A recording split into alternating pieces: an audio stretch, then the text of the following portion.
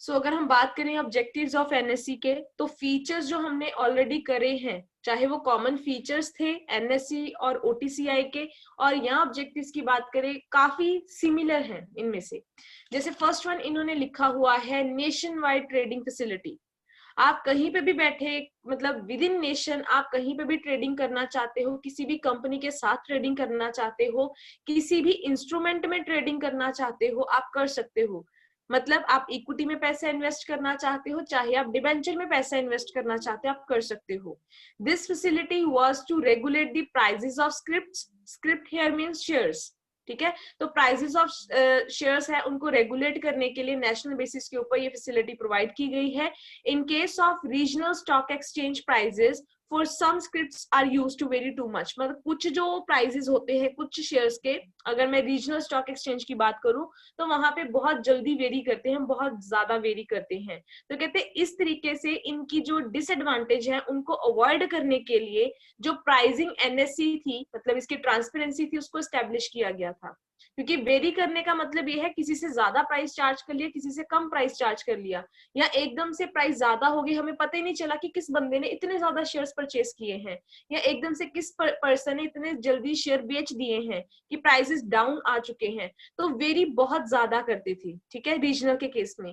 पर अब ये जो एनएससी है उसने इस डिसएडवांटेज को रिमूव कर दिया है, क्योंकि अब ट्रांसपेरेंसी हो चुकी है। लोग इजीली जो है अपनी सिक्योरिटी के प्राइसेस को देख सकते हैं, कितने वेरी हुए हैं, कितने ज्यादा या कम हो रहे हैं।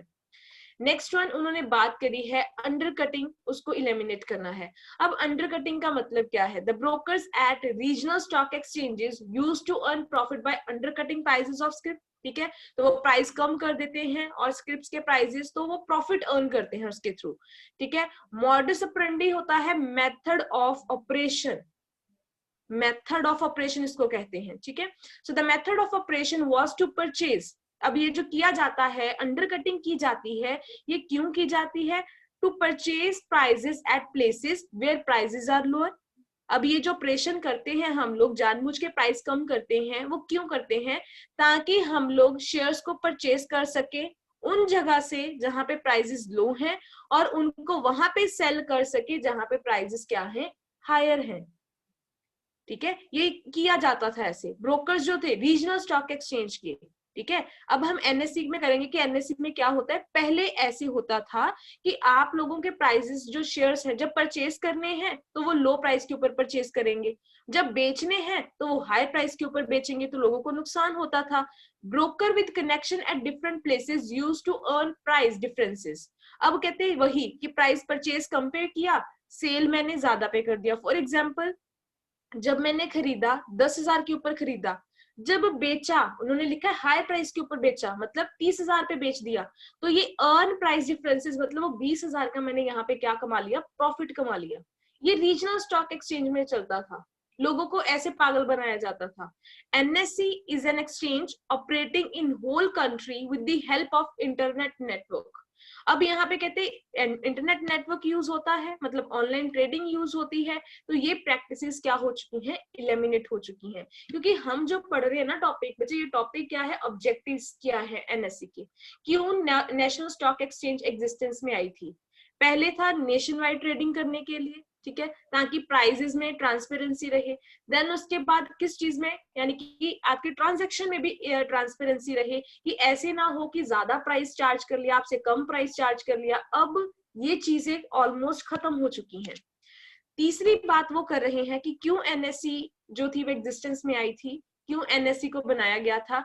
Regulation of transaction. रेगुलेशन क्या होते हैं, रेगुलेट करना, रूल्स बनाना ट्रांजैक्शंस के लिए। So NSE aims to have an inbuilt mechanism which regulates trading. अब इनबिल्ट ट्रेडिंग जो ऑलरेडी उन्होंने सबके लिए बनाया है, और सबके लिए वो क्या है, जो भी उनका मैकेनिज्म है, जो भी उनका हम कहें कि वर्किंग है, वो सबके लिए अप्लाई होती है। NSC system operate as per the instruction given in advance. तो ब्रैकेट में लिख लीजिए, इनको इंस्ट्रक्शन देता कौन है, सेबी। हम हर बार पढ़ते हैं कि जो सेबी है वो इनके लिए रूल्स बना रहा है। नेशनल स्टॉक एक्सचेंजेस है या कोई भी काम कर रहा है, ब्रोकर काम कर रहे हैं, कंपनीज हैं, कोई भी पर्सन है, उसका कहीं ना कहीं हेड कौन है, सेबी। तो यहाँ पे लिखा है एज पर द इंस्ट्रक्शंस, जो इनको इंस्ट्रक्शंस दी जाती हैं, ठीक है, वो इनको कौन देता है, सेबी। इन्होंने यहाँ पे एक एग्जाम्पल लिखी हुई है, एग्जाम्पल में लिखा है there is an automatic circuit breaker when price fluctuations जो भी आती हैं ऑफ सिक्योरिटी मोर देन 8%। ये चीज मैंने कहीं पे आपको एक्सप्लेन जरूर करी थी इस चैप्टर में, कि सेबी इसलिए बनाया गया है। मान लो, इन्होंने पहले ही मैं एग्जांपल आपको बता देती हूँ जो यही लिखी है इन्होंने, कि मान लो 8% से ज्यादा फ्लक्चुएशंस आ गई एकदम से, मतलब बिल्कुल वैसे तो नॉर्मल जो फ्लक्चुएशंस होती है 1% 2% प्राइस कम हो गया, 1% 2% प्राइस ज्यादा हो गई। अगर ये प्राइजेस की वेरिएशन जो है वो 8% से ज्यादा होगी, मतलब बहुत ज्यादा पीक पे प्राइस एकदम से 100 से 10,000 चला गया, इस तरीके से ज्यादा हो गई, तो वो क्या करते हैं, मार्केट को कुछ टाइम पीरियड के लिए बंद कर देते हैं। वो जो बंद करना होता है ना, टेम्परेरी पीरियड के लिए मार्केट को बंद करना है अचानक से, उसको सर्किट ब्रेकर कहते हैं। ठीक है, कुछ टाइम के लिए मार्केट को ब्रेक दे देते हैं, ट्रेडिंग बंद कर देते हैं, ना कोई परचेज करेगा ना कोई सेल करेगा। दोबारा बता रही हूँ, रेगुलेशन ऑफ ट्रांजैक्शन, जो ट्रांजैक्शंस होंगी, जो सेल परचेज होगी, उसको रेगुलेट करना है कि कौन परचेजेस कर रहा है, कौन सेल कर रहा है। तो अगर कहते हैं किसी, इन्होंने एक पर्सन मतलब एक एग्जांपल दिए, बहुत और एग्जांपल्स भी हैं कौन से और रूल्स बनाए जाते हैं। अब यहाँ पे जो एग्जांपल दी है उन्होंने ये लिखा है कि अगर कहीं पे भी आपकी जो फ्लक्चुएशंस आती हैं ट्रांजैक्शंस में, वो 8% से ज्यादा हो गई है, मतलब ज्यादा एकदम से बढ़ गई हैं कि हम उनको कंट्रोल नहीं कर पा रहे, मार्केट एकदम से बढ़ गई है या एकदम से डाउन हो चुकी है, तो वहां पे ऑटोमेटिक सर्किट ब्रेकर आ जाएगा, एकदम से मार्केट को बंद कर दिया जाएगा टेम्पररी पीरियड के लिए, ताकि मार्केट जो है एकदम से मतलब सही पोजिशन पे आ जाए, उनके प्राइस जो है वो स्टेबल रहे। नहीं तो बहुत लोगों ने पैसा लगाया, उनका पैसा एकदम से डूब जाएगा। मान लो 8% से ज्यादा प्राइस डाउन आ गया, मेरे तो शेयर्स के प्राइस डाउन चले गए, मेरे के पास अगर 1 लाख मैंने इन्वेस्ट किया था वो तो 10,000 रह जाएगा, हम लोगों को तो हार्ट अटैक ही आ जाना है उस टाइम पे। इसलिए लिखा है कि ये उन्होंने चेक क्यों रखा है, this system helps in regulating speculation, की ऐसी सट्टेबाजी ज्यादा ना हो ना ही कम हो। ठीक है, ये चक्कर है इसका। नेक्स्ट उन्होंने बात करी है इंट्रोड्यूसिंग डिपॉजिटरी सिस्टम।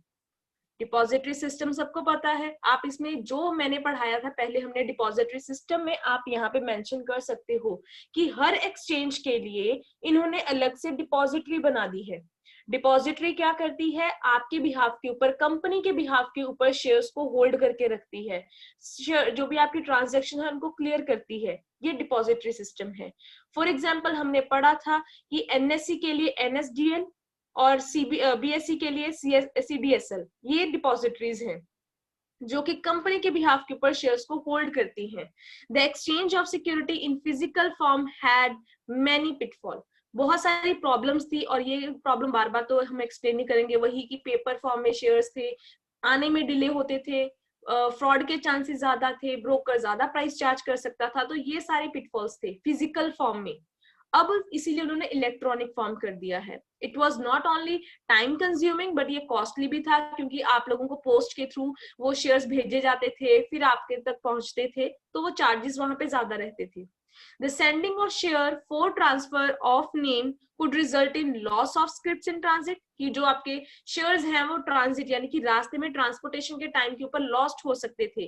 कई बार बैड डिलीवरीज होती थी, ठीक है, जिसकी वजह से ट्रांजेक्शन हैम्पर्ड हो जाती थी। इसीलिए उन्होंने लिखा है कि ये डिपॉजिटरी सिस्टम इंट्रोड्यूस कर दिया है, जिसमें है क्या कि आप लोगों के मतलब हर एक्सचेंज के लिए डिफरेंट डिपॉजिटरी है, यहाँ पे आप मेंशन करोगे।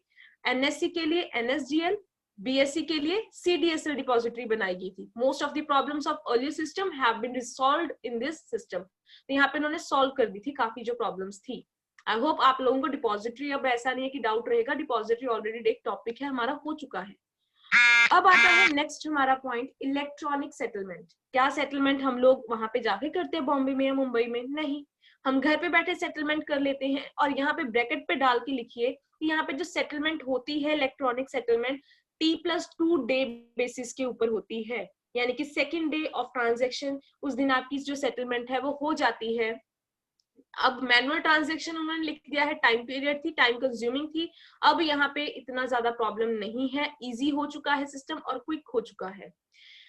नेक्स्ट इन्होंने लिखा है at par with international standards. अब ऐसा नहीं है कि हमारे रूल्स अपने रूल्स हैं, मतलब इंटरनेशनल स्टैंडर्ड के साथ भी एट पार, मतलब उनके साथ भी मैच करते हैं हमारे जो सिस्टम्स हैं या जो स्टैंडर्ड्स हैं, जो नॉर्म्स हैं। NSC system is at par with international standards in dealing relating to market practices, product technology. तो उनके साथ इन्होंने काफी मैच किया है, ताकि ऐसे ना हो कि हमारे बीच में कोई ना कोई प्रॉब्लम रह जाए, कोई बैरियर आ जाए, ऐसे तो कुछ भी नहीं है। मतलब उनके स्टैंडर्ड के साथ हम लोग पूरे खरे उतरते हैं। अब आप लोगों को इसको याद करने का एक चीज बता दूं, जब आपने याद करना है, आपने एक चीज देखी भी होगी, ध्यान भी दिया होगा उसके ऊपर, कि ऑब्जेक्टिव्स जब हम पढ़ रहे थे तो पहली 2 लाइनें हम लोगों ने मैनुअल सिस्टम की या ओल्ड सिस्टम की या रीजनल जो पुराना सिस्टम था उसकी बात करी थी, और लास्ट 2 लाइंस हम ये पढ़ते थे इन प्रॉब्लम्स की वजह से, इनको रिमूव करने की वजह से एनएससी जो थी उसको एग्जिस्टेंस में आना पड़ा। तो आपने लिखना भी ऐसे ही है, या आपकी मर्जी है, आप पहले फायदा लिख दो, बाद में उसकी जो उसका एक्सप्लेनेशन दे दो कि रीजन क्या था, वो आपके ऊपर है। पर आपने दोनों एस्पेक्ट है उनको एक्सप्लेन करना है कि क्यों पहले क्या चलता था, नेशन वाइड ट्रेडिंग क्या थी, कि आप लोगों को वहां पे टाइम लगता था, प्राइसेस वेरी करते थे, अब एनएससी की वजह से वेरी नहीं करते क्योंकि ऑनलाइन ट्रेडिंग हो चुकी है। पहले अंडर कटिंग चलती थी क्योंकि ट्रांसपेरेंसी इतनी ज्यादा नहीं थी, अब उसकी वजह से इतना ज्यादा प्रॉब्लम नहीं आती। ठीक है, इस तरीके से दोनों एस्पेक्ट्स को प्रॉपरली आप लोग जो है एक्सप्लेन करो।